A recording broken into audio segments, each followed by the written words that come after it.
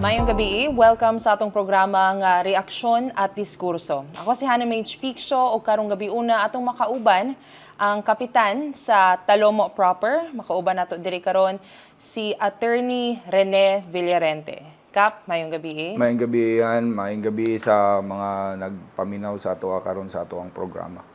Okay. Thank you for joining us, Kap, no? Yes, of course. Kabalo ko busy kay ka. Pero okay lang. Okay. Nata diri karon. Okay. So karon Kap, ang atong istoryahan, hisgutan nato karon is of course the fuel price hike, inflation relating of course to the conflict sa Middle East, no? yes. Oo. But before that Kap, pwede na ako mapangutana di ay pwede ba nimo i-describe ang imong background sa economics o inyong experience sa barangay? Yeah, graduate ko sa Bachelor of Arts in Economics sa Ateneo de Davao University, and then from 1993 up until karon nagtudlo ko sa School of Economics, no. And then required man nga na kay vertically articulated ang imuhang improvement, Masters in Business Administration sa Ateneo unya isa ka paper na lang kay Kapoy sulat sa Masters in Business Economics sa University of Asia and the Pacific. So isa ka paper na lang, that's it.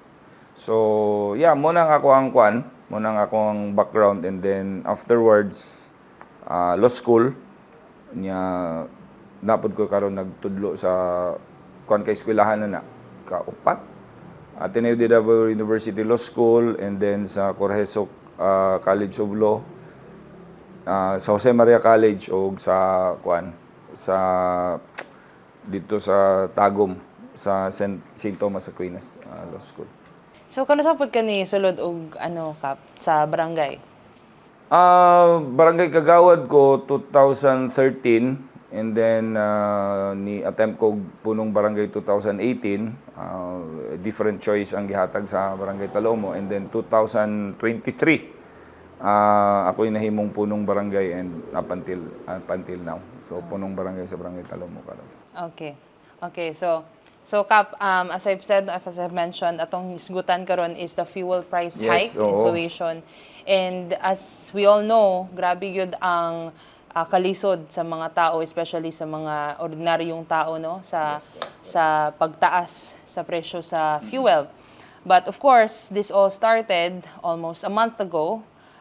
If I'm not mistaken, siguro the conflict started February 28 probably, sa assassination sa Ayatollah Khamenei sa Iran. Yes. And ever since then, tinubagay na ang mga attack sa Middle East, tibuok regional conflict sa Middle East, no. And the Philippines has felt it as well, and fuel price issue para sa mga ordinaryong mga tao. Sa inyong pananaw, Kap, unsa ba ka seryoso ang fuel price issue karon? I don't know where to start, no. Very serious ang prognosis, because kuan siya nag-converge man gud diri ang economic concern, and then napud ang iyahang political concern. Even you can even include there the religious concern. Kay kung imog yung tanawon ang conflict sa Middle East, dili lang magyuna sa karon. Kung imog yung i-track towards the backtrack gyud dito na sa kuan kang Abraham na sa iyahang sa kang kuan na Isaac na ug sa katong iyahang family diri sa kang Ruth. So lalom kay ang discussion i-appeal pa nimo ng issue nga kanang crusades, Christians versus Muslim. Unya sa una nga time nga lisod kayo ang Middle East, and then naka-discover sila og oil. Na pag-discover nila og oil, mo na karon ang gihimo nga fossil fuel nga dependent ang tibuok kalibutan. I mean, even the glass nga gibutang nato diri karon, even the water that's in it, cellphone, tanan nga imuhang gina tamasa karon, tanan nga imuhang ginagamit karon, dalan, fuel, nag-retain dito sa oil. mo nang ilahang advantage, mo nang ilang blessing niya. Basic kay sa economics nga, he who controls the factor of production controls the economic system.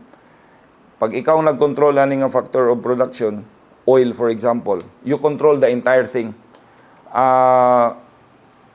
Ang ilaha, oil, ang atoa, tubig. Pero ang atoa manggong tubig, pwede mo sila maingon nga dili nang tamo import dia sa Dumoy sa Turil sa Republic of the Philippines. Kay pwede man nato i-desalinize ning water dire. So they can drink. Pero kita pag ingon nimo there is no other alternative for oil no. So that's one. I-appeal nimo diha ang kuan, i-appeal nimo diha ang politics o ang radical nga pagkambyo karon sa political consciousness kay ang Iran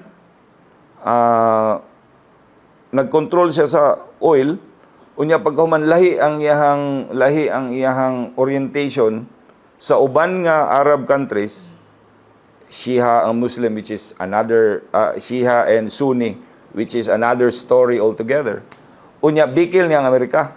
So that's the second thing, no. Ang third, ang geography. Unsang porma. Ang oil gikan sa Kuwait, Iraq, Iran, Saudi Arabia, the Emirates, tanan ni sila. Muagi anang Strait of Hormuz. Nga ako ang gi-analyze in preparation for our activity for us to have a context. Muraog Cagayan de Oro, Bohol, diha ka muagi. So, ang distance sa dagat between Iran and the Itmos sa Emirate, mura og distance gikan sa Cagayan de Oro ug Bohol. Short of saying, mura og distance gikan sa Gobernador Generoso ug sa sa Jose Abad Santos. Kanang Davao Gulf nato, mura nay agian. Unya 20% sa oil diha ang mo kuha ug muhatod na unya imo lang gubuton diha mag-converge ang politika, ang economics, ang oil, ang resources tanan. Pag hold na apektuhan gyud ang tibok global. So that is why if the question is will this be very very critical for the Philippines, yes. For the rest of the world, yes also. Munang grabe ang iyang danger, and then maybe towards the end atong maistoryahan og ngano kay dili man sa pag-unsa no, mahisgutan na mo nato ang politika sa Pilipinas, murag pamilya. Paingon na gani ang problema, sa layo pa ang problema, ang mama ug papa ug ang mga anak mag-prepare na ta. Baonon ba niya itong lugar, transfer na ta. Wala pa maabot bang sunod panahon nga wala, prepare na ka ana. Dili kay magtanga. Nya pag-abot sa panahon, maghilak na lang, wala tay mahimo because niabot naman ang problema. So I think we will talk about that later. Unsa ang level sa preparasyon sa Pilipinas, unsa ang level sa preparasyon sa other countries, nga makaingon tag that compounded the problem, no? Tagan na lang akong sample ha, kay medyo baka mas will taken up sa uban nga question. Nag-ingon sila na okay, pwede man mo musulod, pero ang inyuhang mga destroyers escort your tankers. Okay, good. I mean, Japan might do that. All other countries will do it. Pero Philippines, una, lisod kay mong tanker na balita. Ikaduha, unsa man ang imuhang pamiliti anang imuhang destroyer nga una, wala ka. Ikaduha, di maganin mo ma-protect ang Scarborough Shoal dool ra kayo. Kana pagkang muadto kag Emirate niya imuhang balik escort. So, with that, we will see the Philippines nga murag argabyado gyud kayo sa plastar. So, kung ana ang preparasyon sa imong ginikanan, ayog expect nga ang mga bata, kita, mga business community, dili bation ni nga problema. So muna ako ang tanaw, if the question taas na kay kog giyaw-yaw, pero kung pangutana og delikado ba ni? Unsa akong prognosis? Sus, yes good. Perting yes ha. Grabe jud. Okay. So yes, Kap, no, storyahan nato to yung mga giingon ganiha. But first, I want to go into what you just said na grabe ang epekto sa Pilipinas. Yes, correct. So, compared to other countries, Kap, mas grabe ba gyud ang sa Philippines? Or are other countries taking it easier? Mas grabe ang effects sa tua? Okay. And what are the factors? Akong i-classify ang level sa preparation sa kanang prepared gyud sila, kanang, and then strategically prepared gyud sila, Ikaduha ka ng country nga because of the kind of leadership that they are prepared. Unya, ang worst gyud nga kanang di gyud prepared. Ibutang na ako ang atong country diri gyud sa worst gyud nga dili gyud prepared, both politically, economically, structurally, and even the presence of resources. So, dito sa tasa best for purposes of comparison. Ang Amerika, because of their way of doing things, World War II, World War I, World War II, then Cold War, na sila ginatawag nga strategic oil reserve.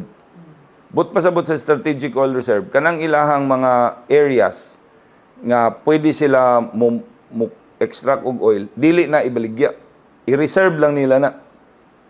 So, mupalit sila sa laing country, they will meddle on the affairs of other countries in terms of oil.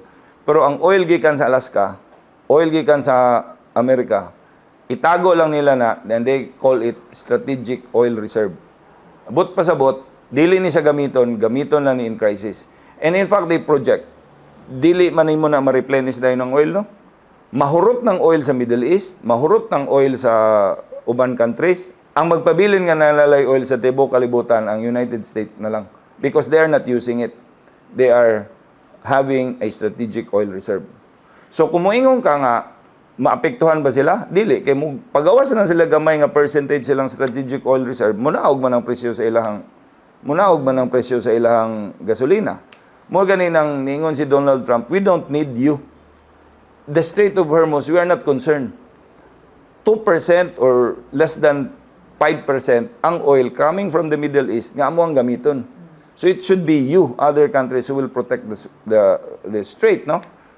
Unya karon strategic pa kayong paghunahuna, gitanggal nila sa Maduro, ang oil sa nila Maduro dito na sa America ginadeliver and so on. So mo lang number 1 nga country nga makaingon ka na proactive yun ang ilang pag-strategic og hunahuna. Unsaon nila pag-protect ang ilang interest by coming up with kanang oil. Ang second group of countries ako ang maingon nga naa wala sila kayo substantial oil reserve, wala sila unfortunately wala sila blessing nga silang territorial jurisdiction, naa sila oil, pero prepared ang ilahang nasod. Akong ma-point din ang Japan o ang China. So kani sila wala ni sila oil, pero ang ilang friendship sa kini nga mga countries, ang ilahang investment ani nga mga country meaning Iran, Saudi Arabia, is enough that even if they are warring, their oil will always be protected. Makalusot magyapon ang oil aning mga countries na ni. So while they will feel the pinch of the conflict karon sa Middle East, dili kayo nila bation because prepared man sila. Kung akong analogy dato kayo ni nga country niya, prepared kayang papa, kini sila, dili kayo dato, pero nangandam, nga kung magkasamok na, protektado ang ilang pamilya, protektado ang ilang nasod. Okay. Ang ibutang na ko sa pinaka-third, pinaka-last, ang Philippines. Wala na tayo oil, naman tayo oil diri nga, istorya-istorya ka ng Ligwasan, Mars, o diri sa Malampaya, hurot na, niya, dili pa ta ka mine usab, niya, sus, istorya na lang nato ang corruption sa gobyerno, mawa na ni mamao, pag-abot ana ang ato ang oil, mura bitaw og kakatuka, deliveran ka karon, kaon ka karon. Kung way i-deliver karon, wala kay kaon karon. Kanang pinaka-basic yun nga, kung di ka mo trabaho, wala kay makaon. Mao na ang sitwasyon sa Pilipinas. Nga pag mahal dito, mahal jud dire kay nahurot naman tong barato. Ang nasunod nga deliver, mahal naman. Mumahal siya kay demand and supply. Gamay lang ang makasulod, gamay lang ang makagawa. Sa ato pa, kung let's just say, wala ko yung statistic, 20 ka tankers maabot rin, maabot lang diri duha. So mag-inilugay ng Luzon, Visayas, Mindanao, mahalon, mamahimog yun na siyang mahal. So, unsa dapat ang imong alternate? Mayon kag amigo man sa Pilipinas ang Iraq ug Iran. Pagiya lang mi, kay amigo man ta, naman tayo diplomatic relation, wala man ta ana. Ikaduha, sige lang, okay raman mi. Kaya amo lang mang pagaso na mong strategic oil reserve. Kay since 1941, wa man gyud may mamaligya, sige lang magpalit. Unsa may strategic oil reserve na to nga wa man gyud. So ang mahitabo, igo ka gyud. bation gyud nato. Na musulti ko dili mas pagunsa no kay naman ko'y panginabuhi naman ka. Ubang mga crisis, ako lang nang i-weather. Okay ra na siya. Na ako ang member sa family, mga bata. Dad, unsa may pabayaan yan. Pero karon bibation yun ako ang sakit. Kaysa una kanang 3 mil, 3,000, full tank na. Karon nagpagasolina ko 3,000 katunga lang sa naman level katunga iko lang ni niya ang imong travel, ang imong exposure, ang imong suroy-suroy, ang imong kaso pareho unya ang imong gasolina 50% na lang so makaingon jud ka nga apektuhan jud tanan. Nya imo na nang i-project apektuhan man ni si Atty. Villarente nga lawyer na gawa sa iyang pagkakapitan na anay panginabuhi. Unsa na lang ka atong daan na hand to mouth existence na meaning hand to mouth existence pa nga to ang gobyerno na pagyud tay mga kuan nga hand to mouth existence pagyud nga bahala na lang ni kung say metabo na mahala ang atong leader na mahala gyud na tanan. Okay lang siguro ang uban nga mamahala ni pero dili pa magig kay na mosulod sa mga bata kay i-absorb pa lang man na ni dad ang mga gastuhan.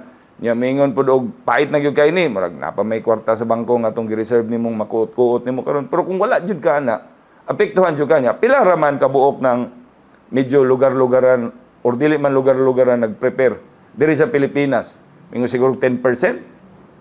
Pero the rest of the 90, batik yun na. So, kung ang question, na taas na po kaya kung istorya, kung ang atong question, unsa gyud ang effect ani sa Philippines, I would say very, very dire. So, naipda kong problema ng igo ang kalibutan, dito gyud ta mabutang sa pinaka-igo gyud.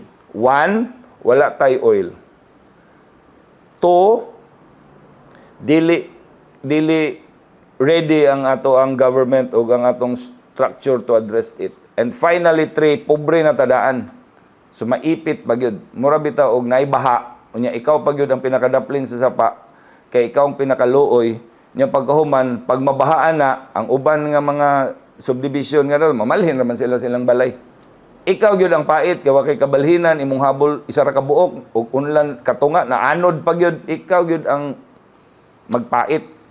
Mo na ang Philippines karon, mo na ako ang prognosis. Pananglitan karon kap na yung mga nagatanaw karon na kanang sila kasabot kaayo kung paunsa ba gyud ay how does the Middle East conflict affect even kanang mga ginagmay na mga presyo diri sa ato unsa ba na siya kap, how does one strait in a country so far away affect prices here in the Philippines? Very good question. It's a very good question. No? Sa tanan nga nagtan-aw, i-post ninyo ning amo ang conversation no kung tanaw ba niyo ni sa YouTube or whatever. I-post ninyo, i-google ninyo ng Strait of Hormuz. Ingon sila 20% sa oil trade sa tibok kalibutan diha moagi. Every day magsugat-sugat ng mga tanker diha. Now ikaw karon kung tagiya ka og tanker, nagira sila. Musugot ka ba nga ang multi-billion nimo nga tanker unya ang karga niya nga multi-million nga oil malunod lang. So di gyud ka mosulod. Bahala mo diha. Magnegosyo na lang kog lain, dili ko anang oil.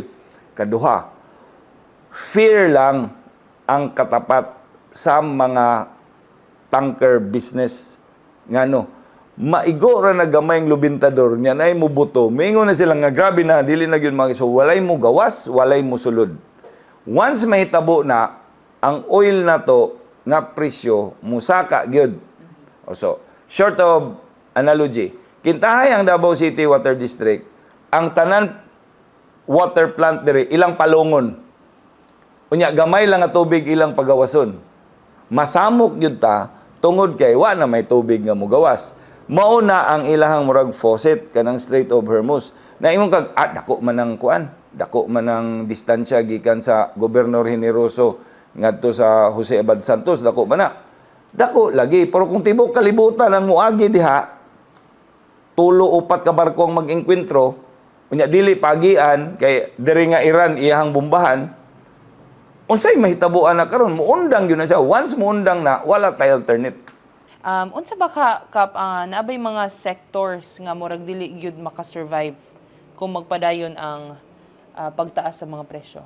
I think all the sectors will be affected, and I fear the time nga maski moingon ko nga kaya pa na paliton pag saka na ana tanan affected man gud ta tanan no kay ngano think of an industry nga dili dependent sa oil, which should have been the fear of our leaders in the past to solve that. Think of an industry nga dili dependent sa oil. May kagulay, gikan sa Marilog, hatod man adres Davao. Pamiliti man na, musakay man nag-truck. Gasolina, gihapon. Even practice of law, ha? Di man sa pagunsa, makibalo akong kliyente o gaso ko ganina. Akong hearing ganina sa Digos. Ang akong ginapangayoan ng Digos nga appearance fee, 4,000. Kay ang 3,000 gani sa una, no, full tank taman niya. Digos balik. O. Naraman sa angkos sa gasolina na 1,000 man. Niyang pagkaon ako og sa ako ang security detail, naraman sa mga 1,000 pod. So makamabinlan kog to. Sus, Ginoo ko ganina pagtubil na ako 3,000 igo lang ni palo. Pagpalit na ako na niudto mi sa shout out dai sa MERS no, diya sa Digos. Diya mo ko maniudto. Pagpalit na ako dito abit hatag kog sa kalibo, yung sa attorney 2.5 man. Ha? Paniud ka tura 2.5. So, ang charge nga 4, real talk niya, gikuhaan og 3, unya 2.5 pagyud alkanse na kuan. So, sa imong sa abogado. Maski ang abogado nga walay related sa gasolina, mayon kog 5,000 na siguro to 6,000 akong appearance fee ana. Nya kinsa man ang kliyente nga makasalo ana? Kinsa man ang client kaysa akong gingon ganina. Parihara ang akong biyahe, nag-increase ang oil. Pila na lang ka kung sunod semana ra ba na ko hearing sa Trinto. Nya pila nang gasolina dito back and forth 6,000 unya nga akong appearance ito nga gipangayo kay 6 ra pod. Kay 3 galaging gasolina plus na paniud to inana so binlan kog 2. Unya kung 6,000 gasolina lang hindi na may mga on. Nya ang kuoton pa sa akong anak nga mukuot man na daan nya paghuman mangayo pagyud wala na yung mabilin. So muna siya ang ginatan-aw nimo karon nga makaingon kag affected jud tanan. So gikan sa kanang na masahero, nagnegosyo, abogado, tanan yun na siya affected. Kurinti, bunker fuel ang ginakuan. Maskin pa yung kag-coal-fired power plant. Ang nagdalaan na sa coal, gikan sa kuan, paingon diri, gasolina man. Walay kuan, walay industry nga dili affected anang gasolina. Ato lang ingnon, mura na siya tubig. Walay industry nga dili affected kung mawala ang tubig. Mo ganin ako ang ginaingon, dili nila gibombahan ang kanang pag desalinize station, dili bombahan sa Amerika. Kay once bombahan nila na patay gyud ang Middle East. So dili nila gihilabtan. No. So ang ang oil murag tubig nila. So just imagine mo yung di na ta manginom og tubig diri. Wala na tubig sa Davao. Kinsa ang ma-affected? Practically tanan. So mo yung walay oil, dili pa ni siya mo padayon. Practically tanan ang maapektuhan. Now let's go to the Kap no sa gobyerno ta karon. You've Okay. touched on this a little bit ganiha. But now I want to ask, given the cause is external, no? Iran, USA, different countries all in this conflict, no? Unsa ba karon Kap ang role sa gobyerno sa Pilipinas in these times of conflict? Okay. It is what it is. Nandito na tayo given the circumstance. So we must have to deal with the cards that we are dealt with, no? Unsa ibot na kung pasabot ana. Na naman ta dire, wala man ta nangandam, wala ta naka-prepare, wala ta strategic oil reserve. Unsay atong himuon? Siguro ang ako ang suggestion, unsaon nimo pagmitigate? Unsa may pamaagi sa pagmitigate? Ayaw kayo na lang sa siguro ninyo kuhaan ng para sa kuan, flood control. Ihatag na sa mua sa kuan kanang one time lang total nakakuha na bitaw mo. Ihatag na sa mga driver sa kuan kanang mga tuda. Kay mahal jud kay gasolina karon nya dili ka ka-increase no. So tagaan ba nimo nag-subsidy sila nga og 5,000 ba ang bulan hangtod mahuman ni nga crisis di pa man siguro mapobre ng gobyerno. Kay murag isa ka bag, usa ka malita ra man na mahatagan na nimo ang entire Davao City nga mga tuda tag 5,000 sila. So kana siguro kay para mahal man ang gasolina pero napoy mo subsidy na nga mo hatag. Ikaduha, dapat mo gawas na diri ang pagkahingamigo sa ato ang mga foreign affairs head. Siguro diplomatic lang akong ingon nga ang Philippines amigohon na lang ni mura bitaw og wala may sakyanan pre. Pasakyan lang ko dihabi kay mukabit lang ko tagaan ta lang ka og kuan.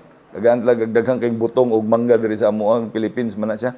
Kanang pamaagi nga makasingit ta ba. Muna nga ako ang tan-aw sa midterm.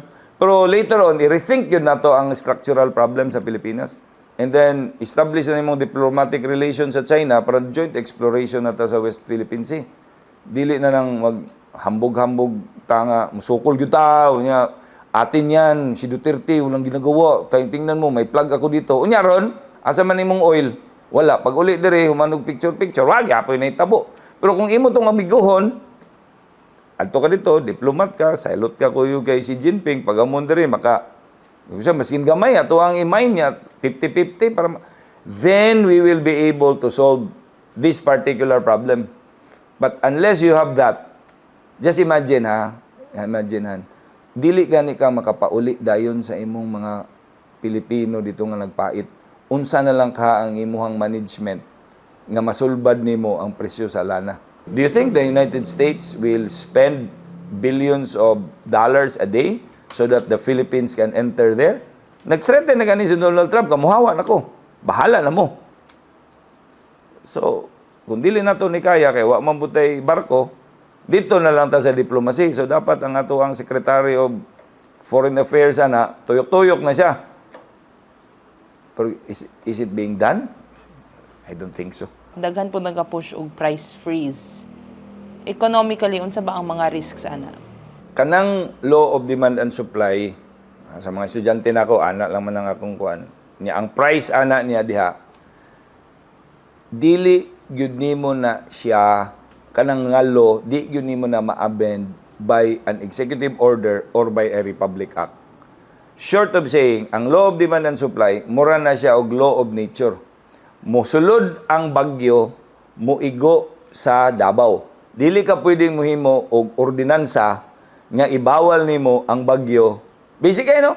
Bawal ang bagyo sa Pilipinas. Republic Act number 23343 prohibiting bagyo from entering the Philippines. Ay, maskin pag pila ka Republic Act nimo na pag liko sa kalibutan, bagyo gyud na siya. Kaduha, Republic Act so and so, walay linog sa Davao. Ay, wag yung kay mahimo, mas inunsa ng balaura. Because we are dealing with a human-made law and a naturally made law.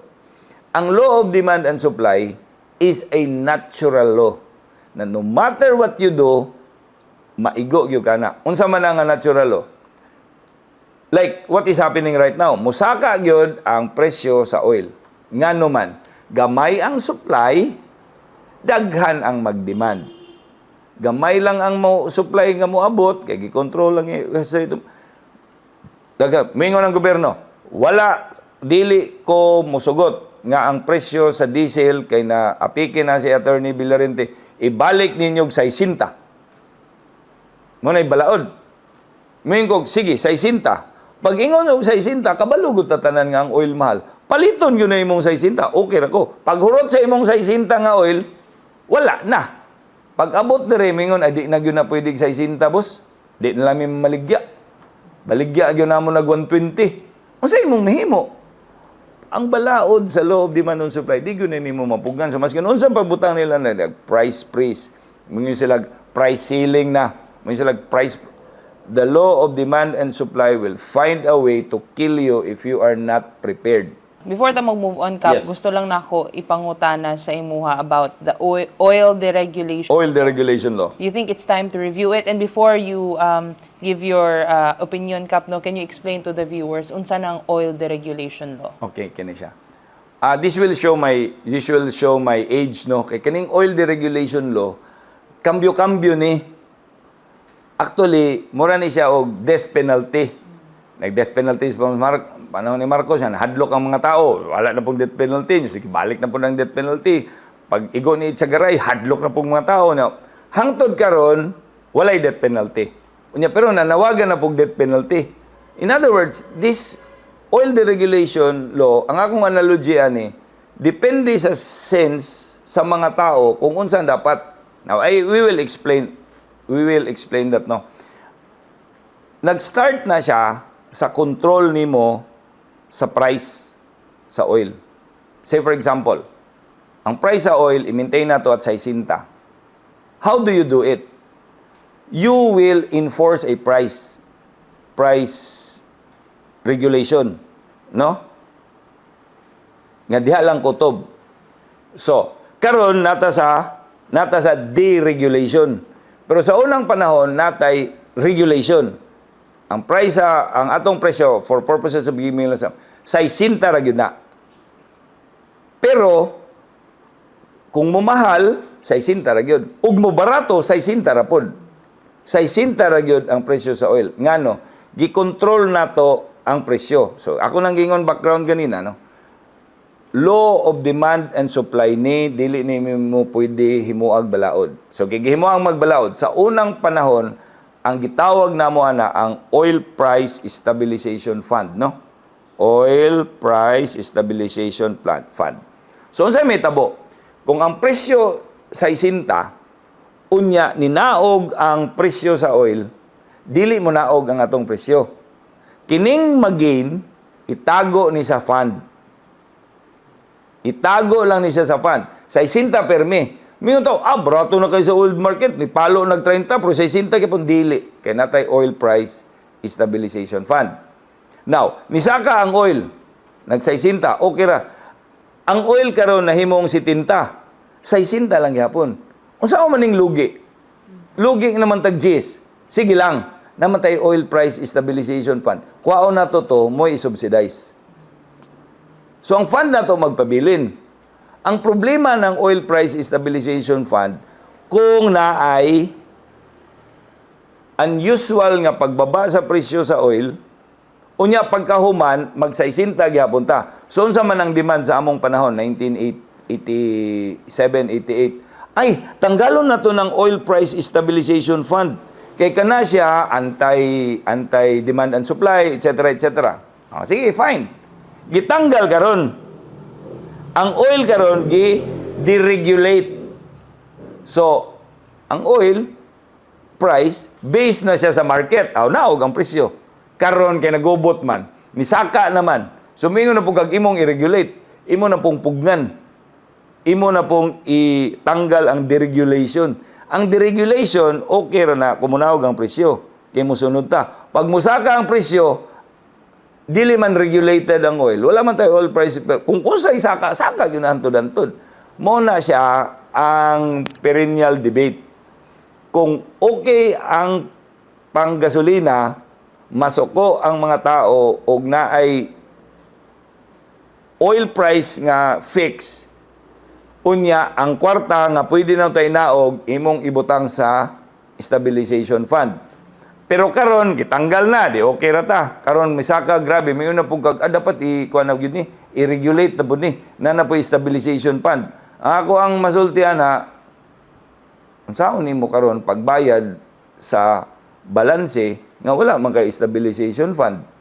Unsaon man nimo pag-ingon, sige, ay nani ka mahal ang oil o kanang oil industries dia. Beligya gyapon yung 60, kuha lang mo diri sa gobyerno. I-subsidize nato, multi-million man pud ang atong nagain atong panahon na. Mura bitaw og katong grasshopper gani og alamigas nga nagaipon siya. Yang grasshopper nagadula-dula lang. Pag ulan na siya makuha. Motong oil price stabilization fund. Ni ang grasshopper, motong grasshopper, katong motong time nga inig abundant pa, dili mi siya magtago, kaon lang mi siya diretso. Nga magtago man ko diha nga na may daghang pagkaon. Pag ulan, problem ang alamigas lingaw, ang grasshopper wala gikaon. Pero moingon punta nga ngano sige mo kugtag. So kanang oil price stabilization fund, mura lagi nag death penalty na ba wala. Depende lang ng asa ng lingaw. So ang panawagan karon na pod oil deregulation law must be removed. Kay balik na po nato tong pagkontrol. Siguro himo na ko ning exam sa ko. Estudyante na ako nga naminaw sa ato ang public finance. unsay dapat ang oil i-deregulate o ibalik na imong stabilization fund? Kaging yun mo sa akong klase karon na itanawa dyan ninyo ni nga mo ang unsa ni. Pero ibutang nato Kap, what if wala tay oil deregulation law and we had the stabilization fund? Nya nahitabo ang gera sa Iran, sa US. What do you think will our situation be? It will be better. Nga no? Kay kung ang titay, ang oil is hitting, let us say, 30 lang sa una.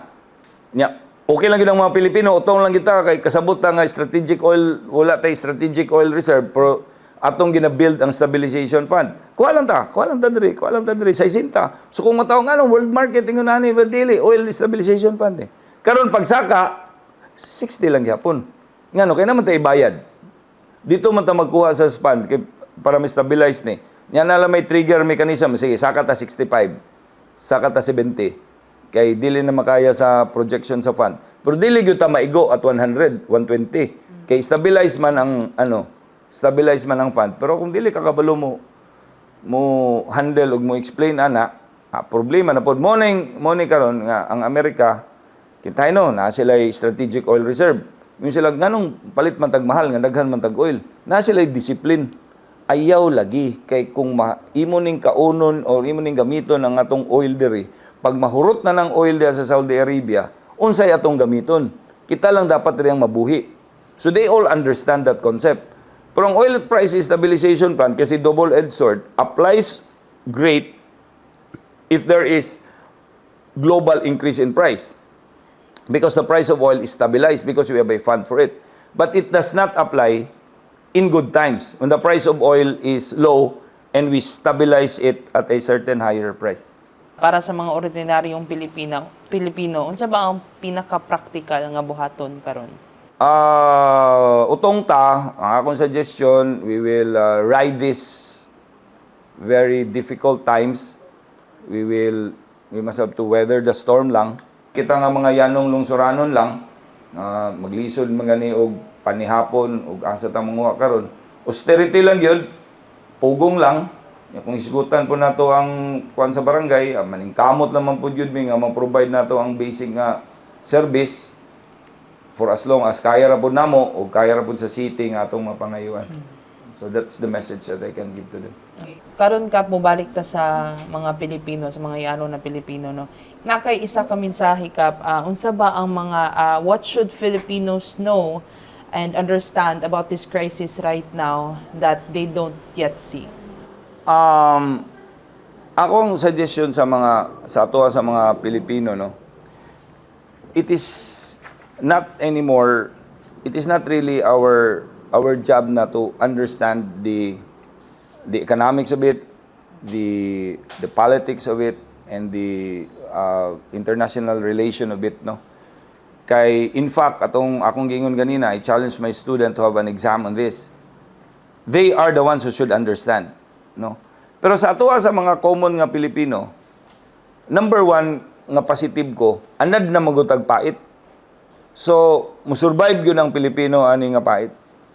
Ikaduha, nga ako ang masulti about sa Pilipino, ayaw na kayog kaguol, tungod kay law of demand and supply gani, it has a way of resolving itself.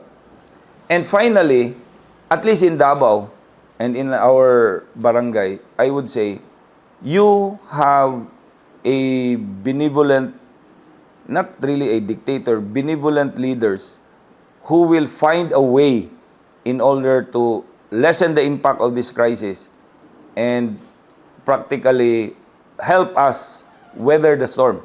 So, ang ako diha, padayon lang nato ang trust sa gobyerno, labi na sa gobyerno sa Davao City.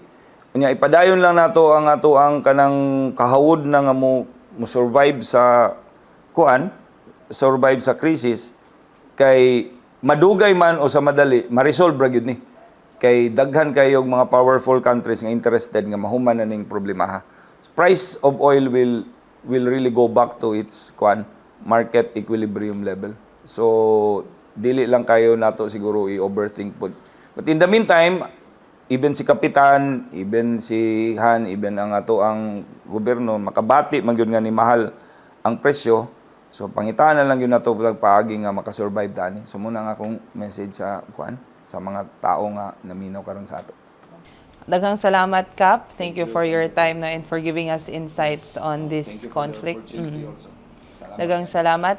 Daghang salamat pod sa mga at amo ang mga taga-Paminaw. Kini ang programa sa Rice Strike Rad, ang reaksyon at diskurso. Once again, I am Hannah Mage Picsho. Daghang salamat.